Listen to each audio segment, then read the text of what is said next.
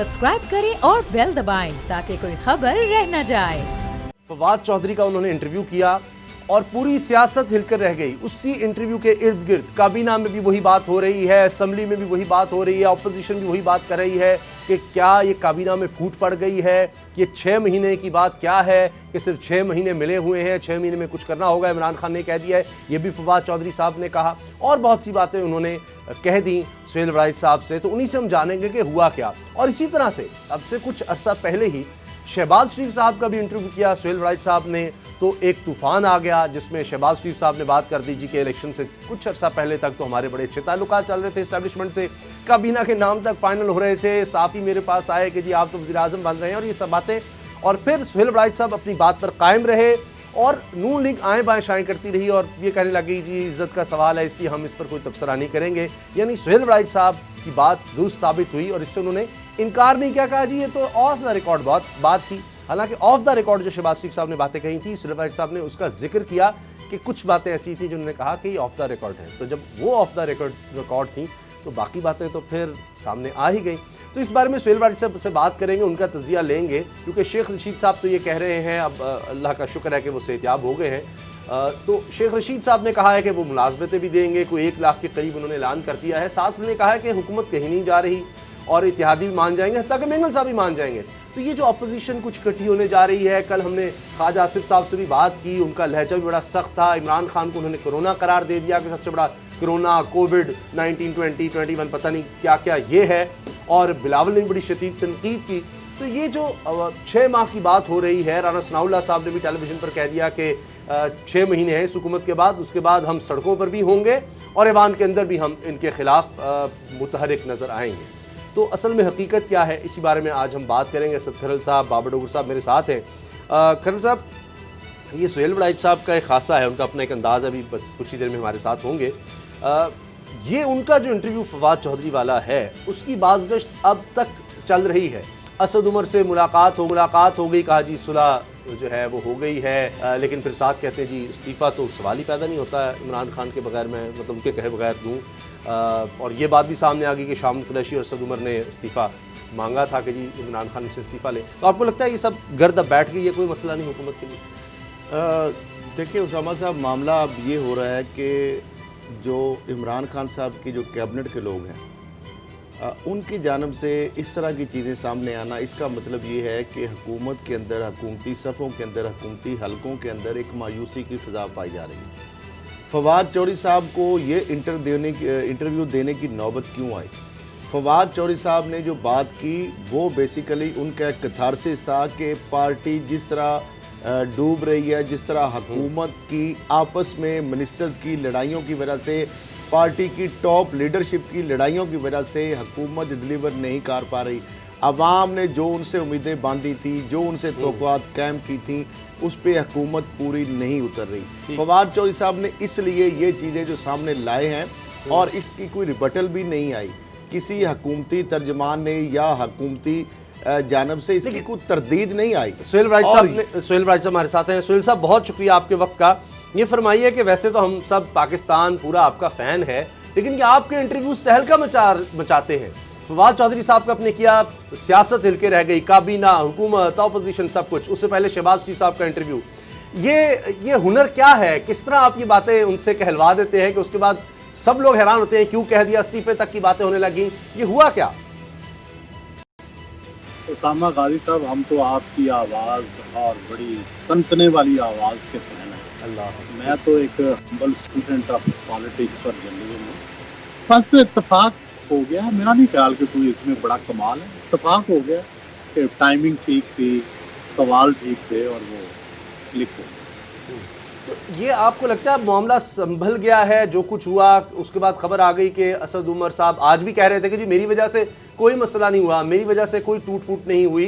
तो ये जो बात आई कि फवाद चौधरी के इस्तीफे का मुतालबा कर लिया, शाम कुरैशी, असद उमर ने मिलकर वज़ीर-ए-आज़म से, फैसल वाडा के अलग काबीना में मामला शुरू हो गया। तो ये जो भूचाल आया था या एक दूसरे के खिलाफ इख्तलाफात जो पैदा हो गए थे, इमरान खान ने टीम को संभाल लिया है या अभी भी हैं ये सब इख्तलाफात?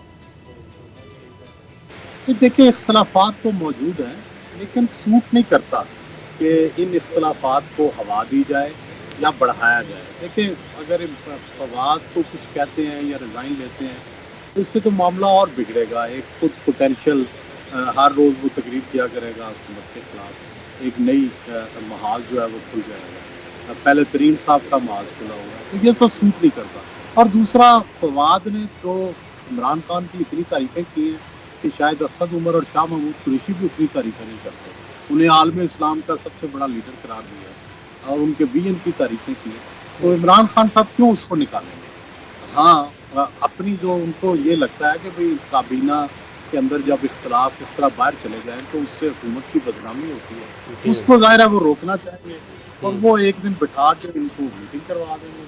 सुहेल साहब, आपकी सियासत पर बड़ी गहरी नज़र होती है। बेताशा हुकूमतें आई गईं, आप मुझे पता है कि आप बहुत अरसे से सियासत के सारे खेल को देख रहे हैं। अभी जो टारगेट है, काबीना का जो टारगेट था, काबीना की जो नाराज़गी थी, पहली दफ़ा ओपनली काबीना के अंदर वज़रा ने टारगेट किया कि ये जो आपके मशीर हैं, अनइलेक्टेड लोग हैं, उन पर जो आप इतना इत्मीनान कर रहे हैं, उसकी वजह से पार्टी मुतासिर हो रही है। नंबर 1, आज़म खान की बात की गई कि प्रिंसिपल सेक्रेटरी जो हैं वो बड़े फ़िरौन बने हुए हैं। पंजाब में कहा गया कि जी वज़ीर आला पंजाब की परफॉर्मेंस ठीक नहीं है। अब काबीना के अंदर इस तरह की बातें हो रही हैं और डायरेक्ट हिट किया जा रहा है प्राइम मिनिस्टर को। आने वाले दिनों में आप पार्टी के अंदर कोई चीज़ें देख रहे हैं? आपको लग रहा है कि जो फोकस है वो मशीरों से हटकर मिनिस्टर्स की तरफ जाएगा, जो इलेक्ट होकर आए हैं, जो शोर मचा रहे हैं? कोई इस तरह की चेंजेस आपको नज़र आ रही हैं आने वाले दिनों में? देखिए, मैं तो एक डेमोक्रेट हूँ और विश करता हूँ कि खान साहब कामयाब हों, उनकी पार्टी कामयाब हो, 5 साल पूरे करें। ये तो है मेरी ख्वाहिश। लेकिन अगर अमली तौर पर देखा जाए तो वो डिलीवर नहीं कर पा रहे। उनकी जो पार्लिमानी हैयत है वो बदल चुकी है। मशीर उनके जो हैं वो ज़्यादा हावी हो गए हैं और जो इलेक्टेड लोग थे वो पीछे चले गए हैं। और तीसरी बात है कि पार्लिमान की वो अहमियत नहीं है जो होनी चाहिए। और जब पार्लिमान की अहमियत नहीं है तो इसका मतलब है आवाम की अहमियत नहीं है। ये एक सदारती निज़ाम टाइप चल रहा है जो कि मुनासिब नहीं है और फिर डिलीवरी नहीं हो रही। सबसे बड़ी बात यह है कि अगर आप प्रोफेशनल ले आएँ और वो डिलीवरी कर रहे हों और अगर या फिर आप कनेक्ट हो लोगों से, वो भी नहीं है। तो आपने देखा रियाज मोहम्मद खान मज़ारी साहब हों या और दूसरे बहुत से लोग हों, वो भी तकरीबन इन्हीं ख्यालात का इजहार कर रहे हैं, राजा रियाज साहब भी। तो हम तो सब लोग, पाकिस्तान के लोग ये चाहते होंगे कि भाई ये डिलीवर करें। अब 2 साल माजी के किस्से लेके बैठे रहे कि जी ये फलां हो गया, फलां हो गया, तो अब आप अगली प्लानिंग क्या है? तो ये 6 महीने में मेरा ख्याल है सामने आना चाहिए कि अगली प्लानिंग क्या है। अगर तो अगली प्लानिंग अच्छी कर लेते हैं तो 2 साल, 2.5 साल, 3 साल मज़ीद पूरे करें, अगली दफ़ा भी इलेक्ट हो जाए। लेकिन अगर कुछ नहीं कर पाते तो ज़ाहिर है फिर तो ये 5 साल पूरे करने मुश्किल है। ये तो फिर 6 महीने में एक्सपोज हो जाए। लेकिन देखें, चीनी पे कमीशन बैठा, उसके बाद उसका फोरेंसिक ऑडिट, उसके बाद फिर ये कि 1985 से इसका सारी चीज़ों का एहतसाब किया जाए। चीनी की कीमत कम नहीं हुई, आटे की कीमत बढ़ गई। इमरान खान साहब हर 15 दिन के बाद कीमतें रिव्यू करते हैं, मीटिंग करते हैं, चीफ सेक्रेटरीज को बुलाते हैं कि कीमतें कम की जाए, लेकिन किसी चीज़ की आज तक कोई कीमत कम नहीं हो सकी। मेरा कहने का मतलब ये कि गवर्नमेंट की रिट नज़र नहीं आ रही। पेट्रोल की कीमतें कम की जाती हैं, पेट्रोल गायब हो जाता है। ऐसी सूरत में जब गवर्नमेंट की रिट ही नहीं है, मेडिकल, ये कोरोना आया तो मेडिकल इक्विपमेंट जो हैं वो आसमान से बातें कर रहे हैं, नायाब हो गए। तो क्या अपनी रिट के बगैर बद इंतज़ामी के साथ कोई गवर्नमेंट कितना चल सकती है? दुरुस्त आपकी बात है, मैं आपसे इत्तेफाक करता हूँ, लेकिन बहरहाल फिर भी ख्वाहिश यही है ना कि ये परफॉर्म करे। आपकी भी ख्वाहिश ये होगी, सारे मुल्क की ये ख्वाहिश है। लेकिन अगर ना कर सके तो फिर ज़ाहिर नहीं चलेंगे, साफ बात है।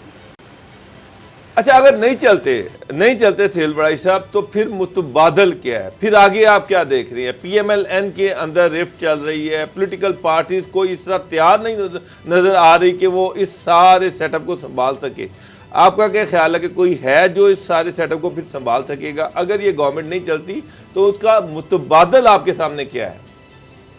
नहीं, मुतबादल का कोई मसला नहीं है। देखें, गुजारिश ये है कि पाकिस्तान के अंदर किस तरह हुकूमतें तब्दील हुई हैं, उसी में मुतबादल मिलेगा ना आपको। आप देखें पाकिस्तान में 4 मार्शल लॉ लगे। अब इसका मतलब मार्शल लॉ तो लगना मुश्किल है, मुल्की हालात, बैनुल-अक़वामी हालात। दूसरा ये है कि पहले 58 भी लग जाती थी, 4 दफ़ा वो हुआ है, वो भी नहीं लग अब है। तीसरा है कि अदालतों ने घर भेजा है 2 प्राइम मिनिस्टर्स को। लो कॉन्फिडेंस हुए हैं 2 दफ़ा सूबाई असम्बली में, वो भी कामयाब हुए हैं। कई नाकाम हुए हैं, 2 दफ़ा सूबाई असम्बली में, कौमी असम्बली में कामयाब नहीं हुए। तो फिर इसी तरह जो है इन हाउस चेंजेस आई हैं, जैसे आप ज़फ़रुल्लाह जमाली, फिर चौधरी शुजात हुसैन साहब, फिर जो थे शौकत अजीज़ साहब आए।